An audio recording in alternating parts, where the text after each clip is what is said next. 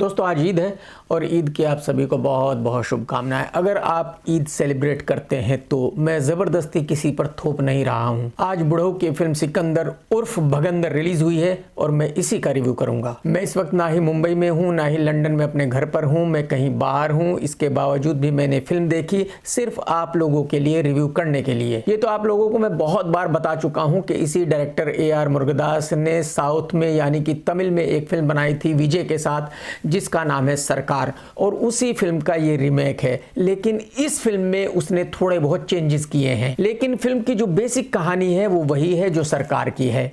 यानी कि एक अमीर हीरो है, एक पॉलिटिशियन है जिससे उसकी दुश्मनी है, और जो ये अमीर हीरो है ये पब्लिक के लिए लड़ता है, पब्लिक के लिए अच्छे काम करता है। तो जिस तरह से तमिल फिल्म सरकार में दिखाया गया था कि हीरो बहुत अमीर आदमी है, उसको कुछ करते हुए नहीं दिखाया गया था, 2-4 डायलॉग्स में बताया गया था। ठीक उसी तरह इस फिल्म में सल्लू दादू भी बहुत अमीर आदमी है जो राजकोट का राजा है। फिल्म सरकार में भी हीरो बाहर से मुंबई आकर पब्लिक के लिए अच्छे काम करता है, और यहाँ भी सल्लू राजकोट से मुंबई आकर पब्लिक के लिए अच्छे काम करता है। फिल्म सरकार में भी एक राजनेता था जो हीरो का दुश्मन था, हीरो को बर्बाद करना चाहता था, मिटाना चाहता था, और इस फिल्म में भी हीरो का दुश्मन एक राजनेता है जो उसको बर्बाद करना चाहता है, उसको मिटाना चाहता है। स्क्रीन प्ले की बात करूं तो बहुत ढीला है, बहुत सुस्त है, बहुत ही खराब है। इस तरह की फिल्मों का स्क्रीन प्ले कितना भी बड़ा लिखा जा सकता है, 3 घंटे का, 4 घंटे का, 6 घंटे का, 8 घंटे का, क्योंकि समाज में खासकर हिंदुस्तान में प्रॉब्लम्स ही प्रॉब्लम्स है। हर दूसरा आदमी परेशान है किसी ना किसी वजह से। तो अगर हीरो हर किसी की प्रॉब्लम सॉल्व करने लगेगा तो कितनी भी लंबी फिल्म बना सकते हैं आप। डायरेक्टर मुरुगदास की फिल्म सरकार में एक वोटिंग का एंगल था जो यहां चेंज कर दिया गया है। यहां दिखाया गया है कि सल्लू की वाइफ है रश्मिका जो मर चुकी है, और उसके जो ऑर्गन्स है वो 3 लोगों को दिए गए हैं, और उन तीनों लोगों को बुढ़ऊ भाई उतना ही प्यार करता है जितना कि वो अपनी वाइफ को प्यार किया करता था। तो उस कहानी में ये एंगल चेंज करने से ही डायरेक्टर को ऐसा लगता है कि उसने एक नई कहानी लिख दी है और उसकी फिल्म ब्लॉकबस्टर होने वाली है। इस स्क्रीन प्ले की एक बहुत बड़ी प्रॉब्लम यह है कि सलमान खान को राजा साहब बताया गया है। क्या राजा साहब? आप मुझे बताइए, जिसने जिंदगी भर भांडगिरी की हो, जिसने जिंदगी भर उछल कूद की हो, जिसने जिंदगी भर एक टपोरी का रोल किया हो, उसको आप राजा साहब कैसे दिखा सकते हो? उसको पब्लिक राजा साहब कैसे मान सकती है? अरे भाई, अगर आप उसको छिछोरा दिखाओगे, टपोरी दिखाओगे, लुक्खा दिखाओगे तो ठीक है, पब्लिक को अच्छा लगेगा। आप उसको राजा साहब दिखा रहे हो, ये कैसे कर सकते हो आप? पूरे बॉलीवुड में सिर्फ एक ही हीरो है, अमिताभ बच्चन साहब, जिनको आप राजा साहब दिखा सकते हो। उसके बाद शाहरुख खान है जिसके ऊपर राजा साहब तकरीबन 75% फिट होगा, 100% उसके ऊपर भी फिट नहीं हो सकता। तीसरा कोई हीरो बॉलीवुड में नहीं है जिसको राजा साहब कहा जा सकता है। अब आपके दिमाग में जरूर आ रहा होगा कि जब इस फिल्म में कोई कहानी ही नहीं थी, ये कहानी इतनी खराब थी, तो फिर सल्लू ने इस फिल्म को क्यों किया? डायरेक्टर मुरुगदास ये खुद ही बता चुका है कि उसने सल्लू को सिर्फ 20 मिनट की कहानी सुनाई थी। तो 20 मिनट की कहानी में सल्लू को क्या पता चला होगा? जाहिर सी बात है, उसको तो पता ही नहीं था कि फिल्म क्या बन रही है। तो फिर सल्लू ने इस फिल्म को क्यों किया? और ये कोई पहली बार नहीं है, बल्कि कई बार बहुत सारे डायरेक्टर सल्लू का बेवकूफ बना चुके हैं। एक्चुअली सल्लू हकीकत से बहुत दूर है। सल्लू को ऐसा लगता है कि हिंदुस्तान का बच्चा बच्चा उसे बहुत प्यार करता है, वो बहुत बड़ा सुपरस्टार है, वो जो भी करेगा पब्लिक उसी को पसंद करेगी, उसकी कैसी भी घटिया फिल्म को पब्लिक देखने जाएगी। ये कोई उसको बताता ही नहीं है कि भाई साहब आपके गिने चुने फैन हैं, वो भी लुक्खे, ठेली वाले, चाय बेचने वाले, अनपढ़ गंवार। और बस यही वजह है कि बार बार कोई ना कोई डायरेक्टर सल्लू का बेवकूफ बना लेता है। जब मुरुगदास ने सल्लू को यह कहा होगा कि आप इस फिल्म में एक बहुत बड़े आदमी हो और आप राजा साहब हो जिसको पब्लिक बहुत ज्यादा प्यार करती है, पब्लिक राजा साहब के लिए अपनी जान देने के लिए तैयार हो जाती है, तो बात खत्म। सल्लू ने यह मान लिया कि वाकई ही उसको पब्लिक बहुत ज्यादा प्यार करती है, और जब उसको राजा साहब दिखाया जाएगा तो फिल्म सुपर डुपर ब्लॉकबस्टर हो जाएगी। हिंदुस्तान का बच्चा बच्चा अपना घर बार मकान दुकान बेचकर उसकी फिल्म को देखने जाएगा। सल्लू ने यह भी सोचा होगा कि यह फिल्म तो मुझे एकदम अमिताभ बच्चन साहब के बराबर में ले जाकर खड़ा कर देगी, मुझे राजा साहब दिखाया जाएगा। इससे पहले वाली फिल्म के लिए भी सल्लू को इसी तरह बेवकूफ बनाया गया था। सल्लू को बताया गया था कि भाई साहब आपको पूरा हिंदुस्तान भाईजान कहता है, आपको पूरा हिंदुस्तान अपनी जान मानता है, तो अगर फिल्म का नाम होगा किसी का भाई किसी की जान, तो बस सुपर डुपर ब्लॉकबस्टर हो जाएगी, क्योंकि पूरा हिंदुस्तान आपको इतना प्यार करता है कि फिल्म का ये नाम होते ही हिंदुस्तान का बच्चा बच्चा उस फिल्म को देखने जाएगा। अगर सल्लू को यह पता होता कि उसके फैन सिर्फ टपोरी, अनपढ़, लुखे, गवार, ठेली वाले, चाय वाले हैं, तो वो उस फिल्म को कभी ना करता, और वो भी गिने चुने हैं। तो एक्चुअली फिल्म मेकर्स बार बार सल्लू का बेवकूफ बना लेते हैं, उसको झूठी झूठी कहानियां सुनाकर, और सल्लू उनकी झूठी कहानियों पर यकीन कर लेता है, क्योंकि सल्लू को तो खुद लगता है कि वो बहुत बड़ा स्टार है। फिल्म के डायलॉग्स भी बहुत ज्यादा खराब है, एकदम वाहियात है। उसकी वजह यह है कि जिन्होंने भी डायलॉग्स लिखे हैं उनको यह पता ही नहीं था कि कहानी क्या है। आप अंदाजा लगाइए कि फिल्म चालू हुई है, हजारों लोग सल्लू के पीछे पीछे चल रहे हैं, जहां देखो वहां हजारों लोगों में सल्लू है, और सल्लू को राजा साहब बताया जा रहा है, वो आदमी जो एक अकेले आदमी के पास भी खड़ा होने के लिए तैयार नहीं है आज की तारीख में, जिस आदमी को हर आदमी में बिश्नोई का शूटर नजर आता है। और 5-6 सीन में राजा साहब बताने के बाद अगले ही सीन में वो भांडगिरी कर रहा है,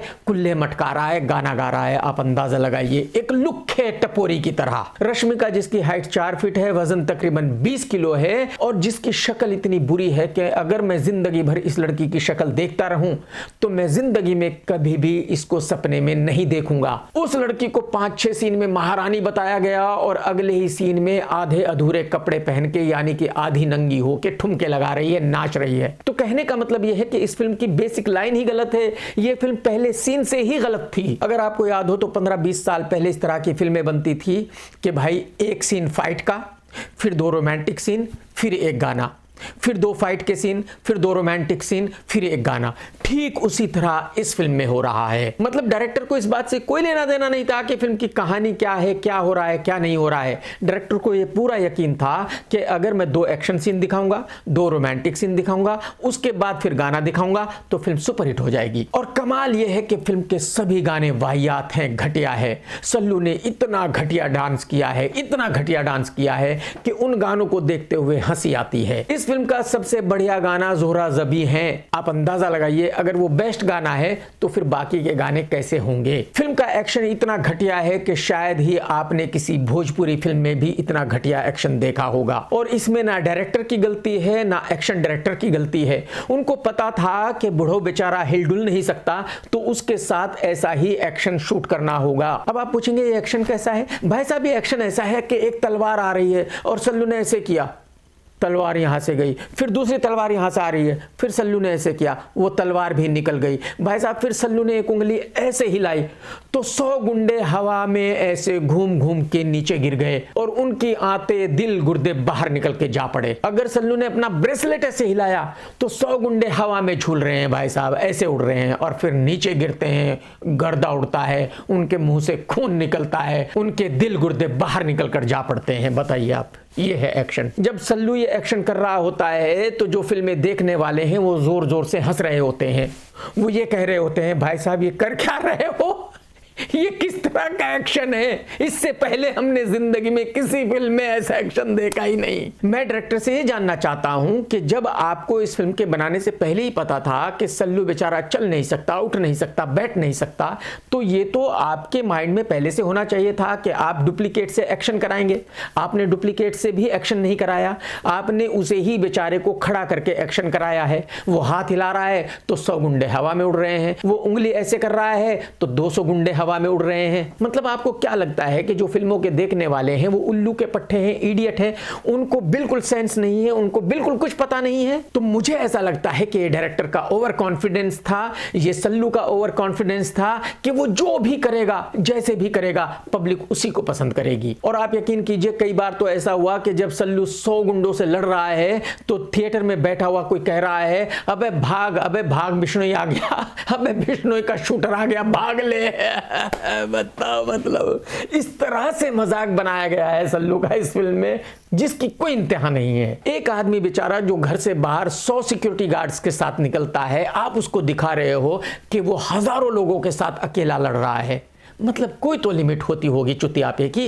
इस फिल्म को डायरेक्ट किया है साउथ के डायरेक्टर AR मुरुगदास ने। उसने ये हिंदी फिल्म बनाने से पहले साउथ में 5 सुपर डुपर डिसास्टर फिल्में बनाई थी। जब मुरुगदास साहब को ये पता चल गया कि साउथ में उसका करियर खत्म हो गया तो फिर वो बॉलीवुड में आया और उसने ये फिल्म बुढ़ऊ के साथ बनाई। मुरुगदास ने जो इससे पहले साउथ में सुपर डुपर डिसास्टर फिल्में बनाई हैं उनका नाम है दरबार, स्पाइडर, सरकार, अकीरा एंड काथी। कहने का मतलब यह है कि मुर्गादास का जो डायरेक्शन है वो बहुत ज्यादा खराब है।